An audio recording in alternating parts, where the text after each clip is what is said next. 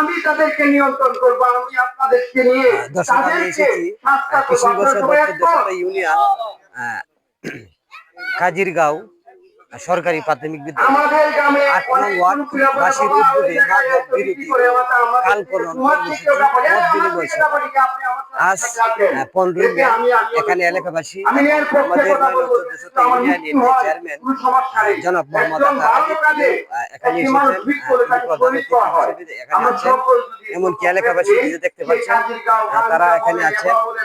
এলাকাবাসীর যে ইয়াং জেনারেশনের যুবকরা তারাও আছেন, আর যারা অতিথি তারাও এখানে আছেন।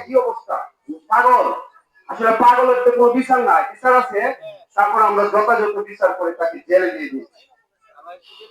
তো আমি পারবো না কেন, আমরা পারবো না কেন? মাদক বিরোধী যে অভিযান 1400 ইউনিয়নে চলছে, সেই মাদক বিরোধী অভিযান নিয়ে আজকের এই আলোচনা মত বিনিময় সভা। ততক্ষণ আপনারা পাশে থাকবেন, আর বিস্তারিত সব আপনাদের সামনে তুলে ধরবো।